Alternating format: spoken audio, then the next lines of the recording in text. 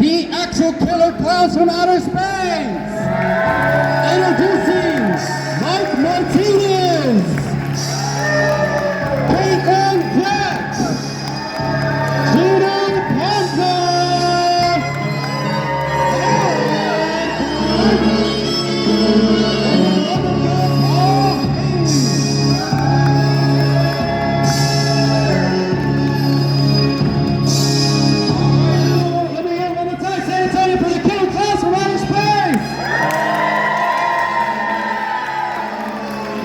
guys, thank you so much for coming to our little panel. Again, this is a little Q&A, so if you do have any questions, now will be the time to ask your favorite celebrities. But I'm going to start with the favorite question over here. But real quick, before we do that, I wanted to point out one thing. Can we please give a round of applause for Sean's agent, Monique, here to help make this event come to life over here, Monique! Thank you so much for being here and helping us with our clients over here. And one last deal. Can we please say hi to Gino Ponce's wife right here? She's right there watching, everybody. Say hi to your son, too. Thank you so much. Hopefully, when we bring them back, she will come along. All right, guys, so we'll start with the first question, starting with Mike. Can you tell me your favorite memory while making Killer Klowns from Outer Space? Maybe a favorite scene, or what sticks with you as of almost 40 years from now?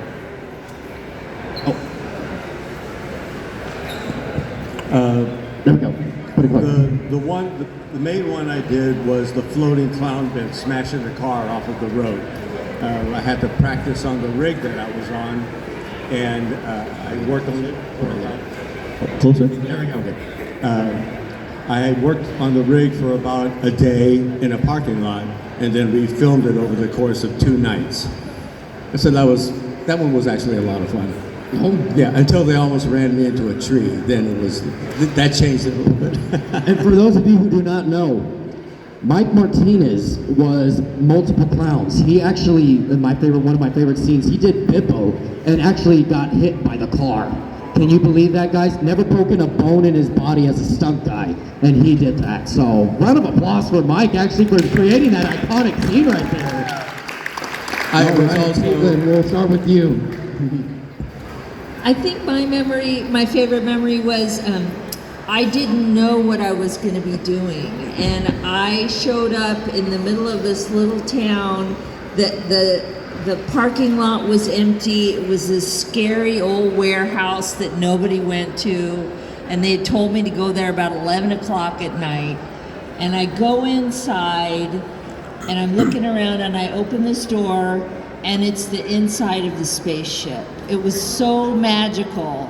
All the different bright colors, all the things that were moving. It was really exciting. And then they put that crazy costume on me. And for those of you who actually do not know, Caitlin was Daisy the Clown, and I'm pretty sure we all know which one that one is, where the Terenzi brothers fell into the pool and they fell in love right away. All right, go ahead and pass the mic to Gino. Everybody, Gino Ponce, Shorty, first time. Hi everybody. I'm glad I'm here. I'm glad you're all here. We love to have you here. This is great turnout. Thank you for coming. Okay, my best scene, I said it last night and I'm going to say it again today. We were doing I don't know, you've all seen the movie probably. Remember the biker scene, the bikers? When all the bikers are around me, and I come walking, I ride my tricycle in, and then that one biker comes over and says, "Hey, I want to ride your bike," and then he destroys my bike, and then he looks me in the face and says, basically he said, I don't know, remember that, but I hit him and I knocked his block off, and his head fell onto the ground, and then everybody, all the bikers get on their bikes and they take off, and they are riding their motorcycles right beside me on both sides, and these are Harleys, these are big bikes, and I'm just standing there like this, and they're going whoosh, whoosh, whoosh. And then we did five scenes, and the 5th scene, they've been drinking beer too. The 5th scene, one of them got crazy, and he came right for me, and I went like this. Oh, sorry. I went like this, and I jumped out of his way because he would have ran me over. and that was scary but fun. Yeah, can y'all guys believe that? Wearing that kind of costume and seeing a motorcycle come at you, oh man, he was paying attention for sure. I was looking through the nose too. Right there. But that was the funnest part, and I loved the movie. It was fun. I had a great time. All right. Thank you. Thank you guys. All right, so this guy has literally all the amazing stories and remembers it like since yesterday and was telling me all crazy things. Mr. Herod Blank over here. Go ahead, Herod. Let's share one of those good stories. Testing 1, 2. There we go. Testing. Okay, so this was a really weird experience because a lot of the days when we show up to shoot, we didn't even know what clown we're going to be. So the one day they wanted me to play Chubby, and they wanted me to basically suck the blood out of the cocoon. And I was like, okay, no problem. And they put like 5 pillows around me, so I get really big and can't barely walk that straight. And I waddle in there, and then everything's kind of normal. And then it comes time to put the straw in and suck the blood out.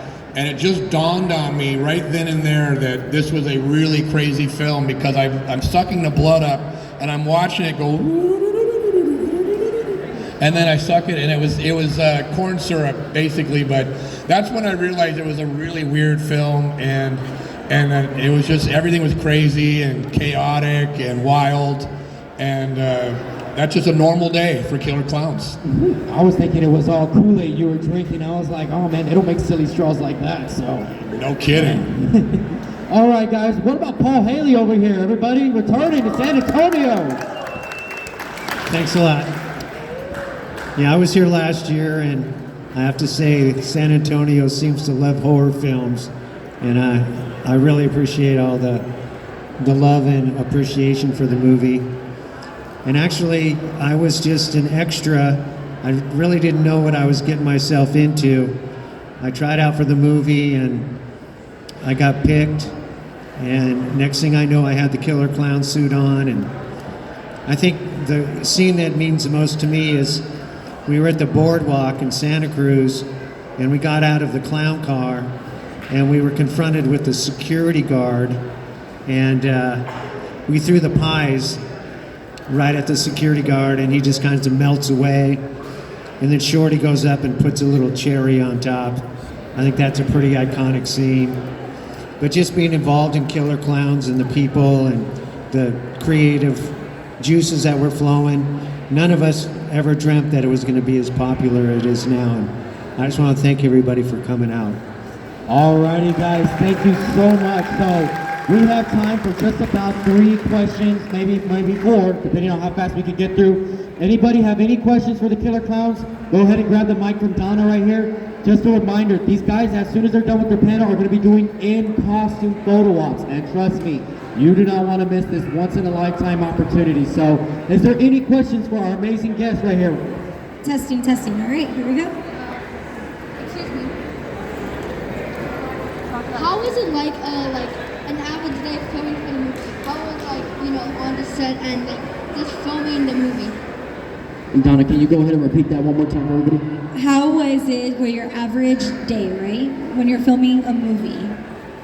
We'll go ahead and start with Mr. Mike Martinez down over there. It was, for me, it was never a regular day because I was hired as a stunt guy. So sometimes I was a clown, sometimes I was doubling Michael Siegel driving the ice cream truck for a chase scene, and sometimes I was just working safety with Suzanne mostly because she had to do a lot of her own pratfalls. So it was my job to keep her safe, make sure she was prepared and knew what was going to happen. So I was kind of always all over the place during the whole shoot.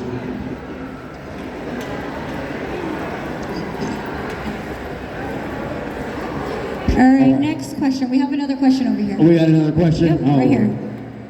Oh, okay, Marsha, go ahead. Take it forward. Hi, my question is, there have been a lot of rumors, right? I know that some of you guys played multiple clowns, but did any of you guys play Spiky or Jumbo? Or do you guys know anyone that did?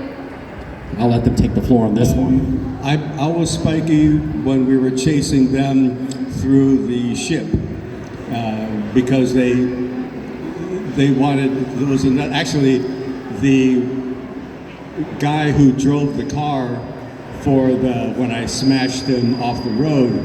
He was one of the clowns who were chasing him because they wanted us to run and jump onto the fire pole and then go through because it was kind of a tight fit and they didn't want somebody to miss and get smacked. But that was the only time I played Spiky.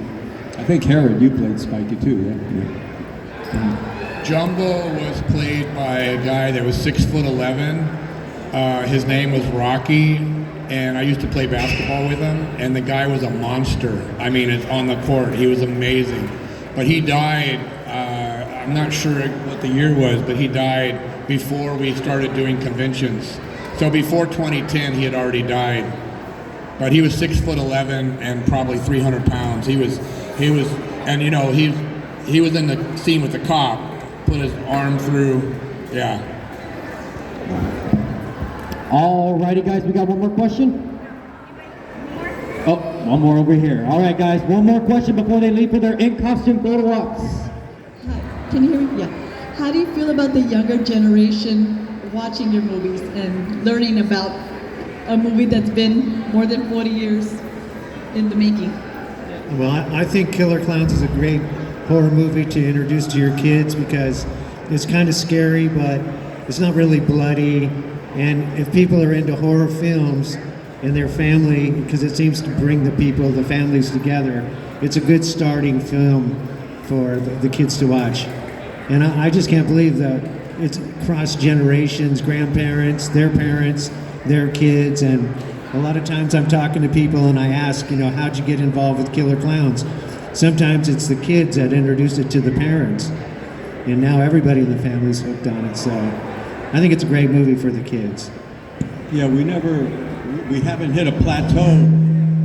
We haven't hit a plateau for the fan base yet. The fans it just keeps spreading. We're going into our 5th generation of fans for Killer Klowns. Actually, I want to hear Gino's perspective on that. How do you feel about that, Gino? Just almost 40 years in the making and all these people. I mean, look, we got people dressing up as Shorty all the time. The new Living Dead dolls come out, and I saw a lot of people cosplay as that. So how does that make you feel, just kind of like on a personal note? Well, it makes me feel really good because there's still a lot of people out here that still love the movie, and it's been out for a long time. And I never said a word in the movie. They had me doing squeaky scenes and noises to me walking and everything, but none of us ever said one word. But it's just amazing how many people love that movie, and especially the young kids nowadays. And it wasn't, besides me knocking the guy's block off, it wasn't that gory, and it wasn't that, it was a fun movie. It was a fun movie. And anybody could watch it, and everybody I've talked to and been around loved it. And that's what makes me feel good about it. Herod, how do you feel about almost 40 years later and they're still dressing up as Slim and all these amazing guys right here? Can you pinch me? I can't believe it. How many people out here have a Killer Klowns tattoo? Anybody? I think I got Nobody. one. Got your signature somewhere right here. Okay. Well, one thing that we are learning as we go around the country doing this is how many people have tattoos. Some of them are full body, some of them are just their arm, but what have you. But there's so many people that have a Shorty tattoo, it's not even funny. And then Rudy, there's a lot of Rudy tattoos. There's people that are the Killer Klowns body, their whole entire body is Killer Klowns. And that's a pretty big commitment to this movie. And so I'd say that it represents the uniqueness of all of us as individuals. And so the movie speaks to people that even if you feel different, you're special. And I think Killer Klowns speaks to everybody about that. And so I think that's why it symbolizes that, and people get it tattooed on their body. Go ahead, Mike. And Herod and I actually signed the guy's arm so he can have the character put on there, and he had our signatures tattooed onto his arm. Okay, one last thing, guys, before I let these guys go. Real quick, I don't know if any of y'all know this, but this is actually Caitlin Deck's first convention signing, and I just want to say, guys, Caitlin, real quick, when I had messaged you and called you after Herod was like, hey, you should try to reach out to her, maybe, you work something out. What was your reaction when I was asking you to come down to San Antonio? Gina, go ahead and pass that. I was so blown away. Well, honestly, Herod had mentioned it a few years ago, and I was like, I was in that movie for 4 seconds. Nobody's gonna want to meet me. And you kept calling, and you were so persistent and so kind, and I thought, why not? I'll take a chance and come out. And it's just been so incredible. To meet so many young people and families and all kinds of people who appreciate the Kyoto brothers' incredible creativity making this movie. This was at the end of real movie making before everything became digitized and drawn on. They were making all of these costumes, all of these special effects, all of these masks were made by them and people they knew. And it's incredibly colorful and beautiful and creative, and I'm so glad that you guys are all celebrating that with us. Thank you so much, guys. Again, these guys are going to be doing in-costume photo-ops. Let's give it up for the killer clowns from outer space. Hey, one more thing. We're about to do the very final photo shoot of all of us in costume, and so if you want to get your picture signed, come to us Clowns and we'll sign it for free once you get your picture taken. It's a really special, never before done with all these clowns ever in a photo shoot. So come get your photos taken, we'll sign them, and have a great time. Yeah. Thank you. And no better way to do it in San Antonio, Texas. Thank you so much, ladies and gentlemen.